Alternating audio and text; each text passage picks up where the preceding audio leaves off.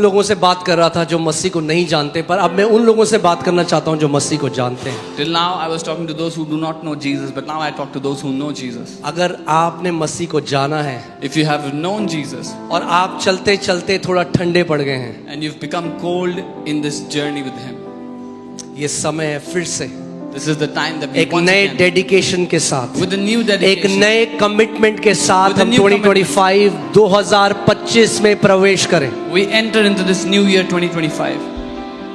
आमीन। अगर आप ठंडे पड़ गए हैं If you become cold, तो पवित्र आत्मा की आग यहाँ पर है। then the fire of the Holy Spirit is here.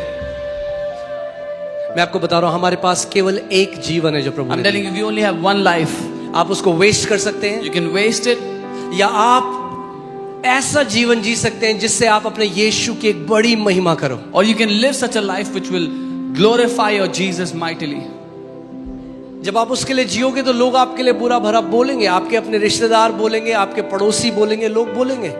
When you will live for Him, people will speak evil about you, your own relatives, your own neighbors, your friends. पर आप सोच सकते हो जब आप स्वर्ग के राज्य में प्रवेश करोगे, प्रभु कहेगा ये वो है जिसने मेरे नाम के खातिर दुख उठाया। But can you imagine the day you enter the kingdom of heaven, Jesus will say, "This is my son who suffered because of my name." मैं आपको बता रहा हूं, ये प्रिविलेज हर किसी के पास नहीं है। I'm telling you, not everybody has that privilege. पौलुस कहता है ये जो थोड़े समय के कलेश हैं, ये जो क्षण भर के कलेश हैं, ये कुछ भी नहीं उस बड़ी महिमा के सामने जो हमारे ऊपर प्रकट होने वाली है। Paul says these temporary troubles are nothing compared to the glory that shall be revealed upon us. कई बार क्या होता है जब हमारे जीवन में दुख आते हैं, Sometimes when we get troubles in our life, hard times has a tendency we get sucked up, हम लोग हमेशा उसकी बात करते हैं, मगर उस समय में अगर आप यीशु के नाम को ऊंचा उठाएंगे, आप उसको प्रेज करेंगे, we get sucked up in those hard times, but if in that time we will worship Him, we will lift up His name. अगर आज आप बहुत समय बाद कलीसिया आए हैं, If you have come to church after a long time, मैं आज आपसे बात कर रहा हूं, I'm speaking to you today. आज the grace of God is here. परमेश्वर का अनुग्रह आपके लिए आज यहाँ है. अगर आप केवल अपने मन में निर्णय लो और ये कमिटमेंट करो, If only you decide this in your heart and you commit, प्रभु मैं अब और ठंडे मसीह की तरह नहीं जीना चाहता, Lord, I do not want to live like a lukewarm मैं एक believer. नामधारी मसीह की तरह नहीं जीना चाहता। I don't want to live like a namesake believer. Lord, I want to live as a passionate lover of Jesus. But I want to, मैं एक दीवाने प्रेमी की तरह जीना चाहता हूँ यीशु का. then इस समय जहाँ कहीं हो आप अपनी आंखें बंद करो Then at this moment, wherever you are, close और your प्रभु को eyes. बोलो, प्रभु मुझे वो ग्रेस दे, मुझे अनुग्रह दे कि जैसे मैं नए साल में प्रवेश कर रहा हूं प्रभु, मैं तेरी धधकती हुई भट्टी की आग बन सकूं परमेश्वर। Tell Him, say, Jesus, give me that grace that as I enter this new year, I would become a furnace of your fire. प्रभु मुझे अनुग्रह दे कि प्रतिदिन एक भी दिन ऐसा ना जाए जब मैं प्रार्थना का जीवन ना जीऊं और तेरे वचन में समय ना बिताऊं। Say, Lord, give me that grace that I would not spend even one day without praying, without spending in your time in your word. मांगो आप उससे आज ये अनुग्रह। Ask Him today. बोलो प्रभु मैं और एक कैजुअल मसीह की तरह, एक गुनगुने मसीह की तरह नहीं जीना चाहता प्रभु, मैं परमेश्वर तेरा सच्चा प्रेमी, तेरा वो बेटे और बेटी की तरह जीना चाहता हूं जिसके द्वारा तेरी बड़ी महिमा हो परमेश्वर। Tell Him, Lord, I do not want to live like a lukewarm believer anymore. I want to live like a true son, a true lover of God that would glorify your name.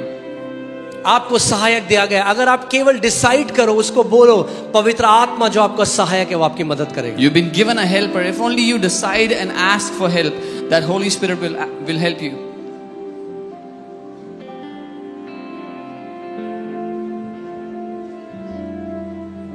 अगले साल Next year, हम लोग 10 गुना ज्यादा passion के साथ, 10 गुना ज्यादा जलन के साथ, 10 गुना ज्यादा कमिटमेंट के साथ हम प्रवेश कर रहे हैं 2025 में। we are entering into 2025 with 10 times more passion, 10 times more zeal, and 10 times more commitment. आमीन। बोलो हर रोज। Say every day. यीशु मसीह ने कहा ऐसे प्रार्थना करो, मेरे प्रतिदिन की रोटी मुझे दे, यानी हर रोज प्रार्थना का जीवन और हर रोज वचन में समय बिताना है। Jesus said, pray like this, give us our daily bread. So He wants you to pray every day and have a lifestyle of prayer daily. मैं आपको एक सबसे बड़ा झूठ बताऊं जिसकी वजह से बहुत सारे लोग आज उस झूठ, शैतान ने उनको डिसीव कर दिया, वो झूठ है, हमारे पास समय नहीं है, ये एक झूठ है। I'll tell you the biggest lie that the devil has told most people is, I don't have time. This is a lie.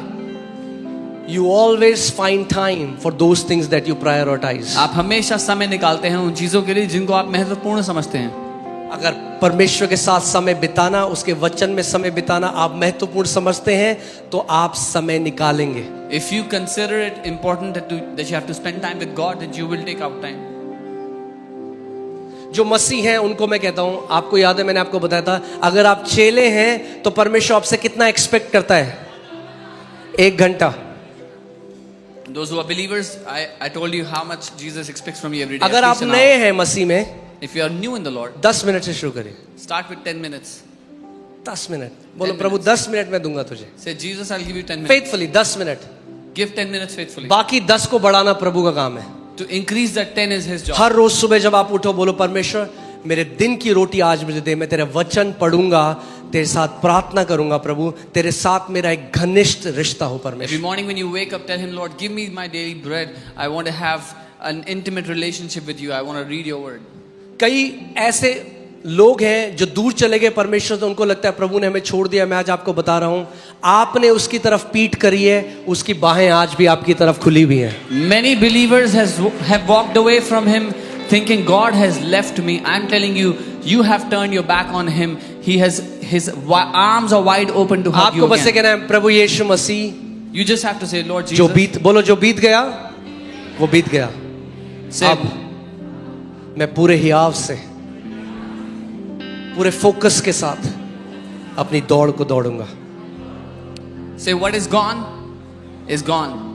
Now with all might, all strength, I will run my race. Amen. So next year जनवरी 3 तारीख से हम 21 दिन की उपवास और प्रार्थना कर रहे हैं हर रोज। From Jan 3rd, we are doing 21 days of fasting and prayer every day. पहले महीने का अपना पहला महीना परमेश्वर को दो, क्योंकि Give- पहला परमेश्वर का है। Give your first month to God because the first belongs to Him. Amen. You can eat one meal in dinner, आप डिनर में एक बार खाना खा सकते हैं, but for the remaining time, पर बाकी समय dedicate it. उसको समय निकाल के दें. अगर आप ऑफिस भी जा रहे हैं, Even if you're going to office, आप प्रार्थना करते हुए ऑफिस जा रहे हैं, you go praying. जब आप वापस आ रहे हैं When you come back, आप प्रार्थना करते हुए आ रहे हैं। you come back praying.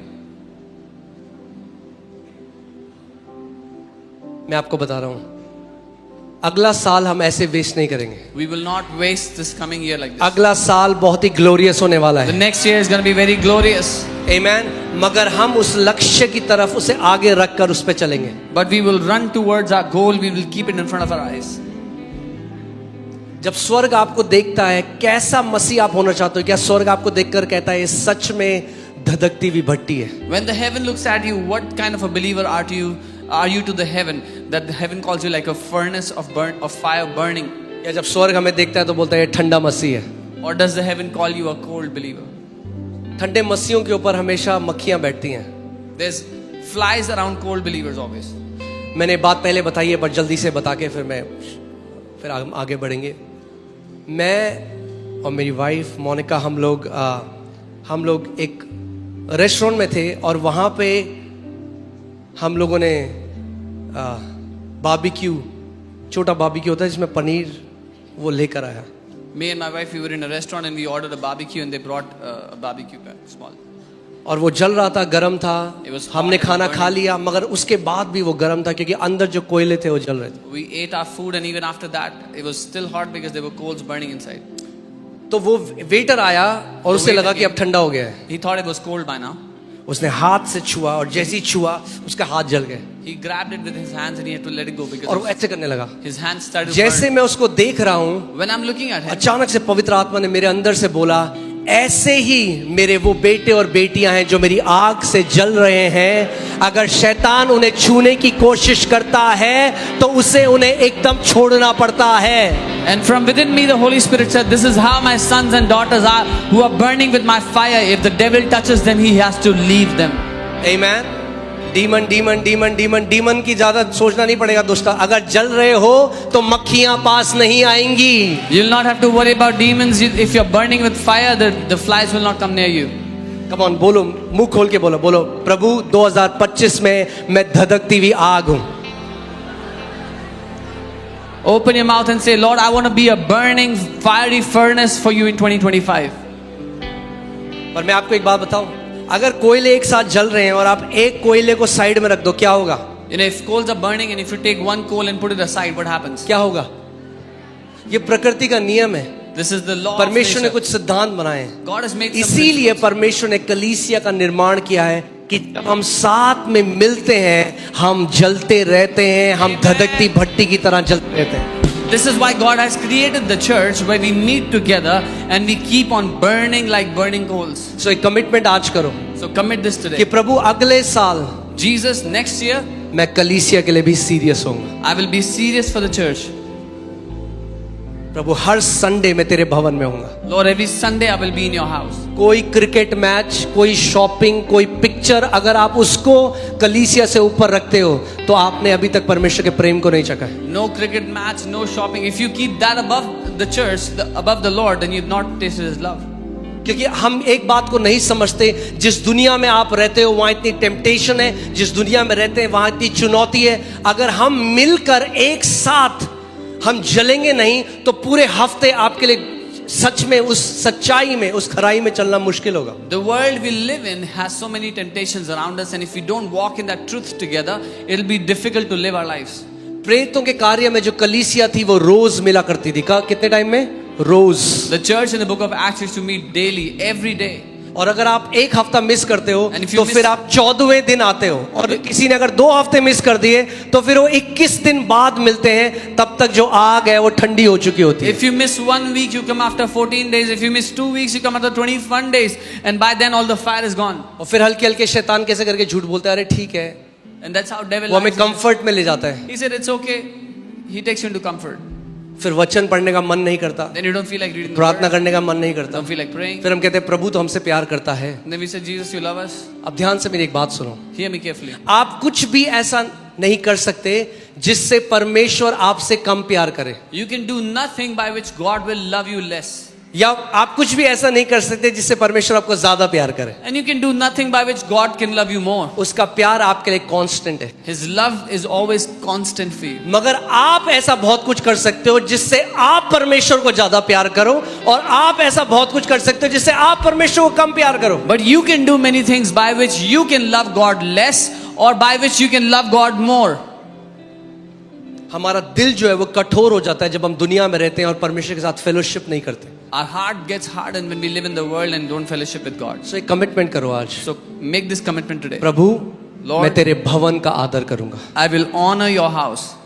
एक भी संडे प्रभु अगला 2025 मैं तेरे भवन में होऊंगा हर संडे को. This coming 2025, Lord, I will be in your house every Sunday. और मैं आपको बता रहा हूं, आप उसका फल देखोगे, क्योंकि बाइबल कहती है जो यहोवा के भवन में रोपे गए हैं वो बहुत फल फलते हैं. And I'm telling you, you will see the fruits of it. Bible says those who are planted in God's house will bear much fruit. आमेन.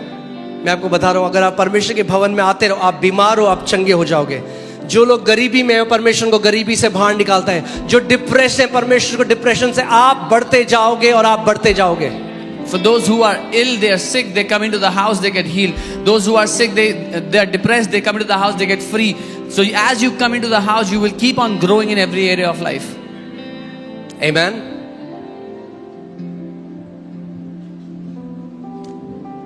परमेश्वर का भवन एक सिस्टम है जो परमेश्वर ने रखा है हर एक मसीह की ग्रोथ के लिए. The house of God is a system which God has created for every believer's growth. If you will despise church, अगर आप चर्च को तुच्छ जानोगे, your heart will get hardened in the world. तो दुनिया में रहते हुए आपके दिल कठोर हो जाएंगे.